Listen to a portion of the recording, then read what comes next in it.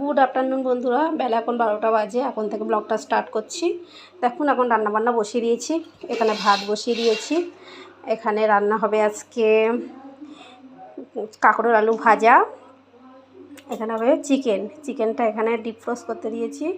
আলু কেটে নিয়েছি, এখানে পেঁয়াজ কেটে নিয়েছি, এখানে টমেটো কেটে নিয়েছি, আর একটা মশলা রেডি করে নিয়েছি আদা রসুন বাটা দিয়ে।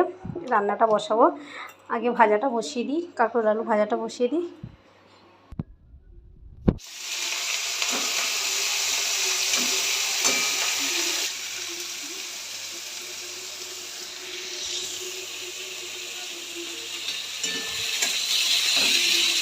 কাঁকরোল আলুটা ভেজে নেব।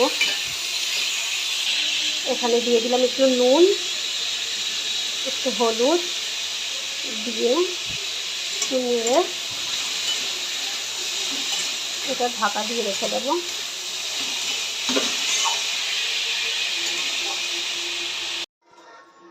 দেখুন রান্নাটা বসিয়ে দিয়ে একটু ছাদেও চলে এসেছি। মেঘ করেছে তো, ছাদে অনেকগুলো জামাকাপড় মেলেছি। জামাকাপড়গুলো তুলে নেব, তো কখন বৃষ্টি চলে আসবে, জামাকাপড়গুলো সব ভিজে যাবে। জামাকাপড়গুলো তুলে নিলাম। চলুন ঘরে যাই। ভাজাটা বসিয়ে দিয়ে এখানে ভাজাটাও প্রায় হয়ে এসছে। ভাজাটা একটু হয়ে গেলে নামিয়ে নেব, দিয়ে মাংসটাকে বসাবো।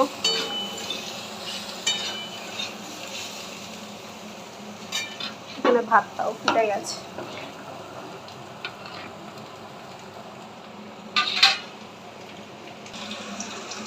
এখানে ভাজাটা হয়ে গেছে, ভাজাটা নামিয়ে নিলাম। এখানে আলুটা ভাজতে দিয়েছি, মাংসের আলুটা লাল লাল করে ভেজে নেব।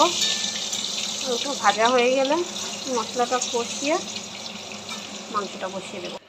দেখুন মাংসটাও কমপ্লিট, মাংসটাও রান্না হয়ে গেছে।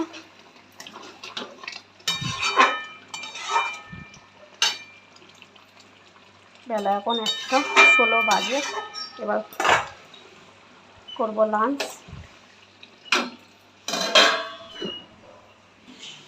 দেখুন রান্নাবান্না তো সব কমপ্লিট। এখানে রান্না হয়েছে, আপনাদের তো দেখিয়েছি। এখানে ভাত, এখানে কাঁকরোল আলু ভাজা, এখানে চিকেন। এই দিয়ে আজকে হবে আমাদের লাঞ্চ। তাহলে ভিডিওটা এখানেই শেষ করছি। দেখা হবে একটা নেক্সট ভিডিওয়। টাটা।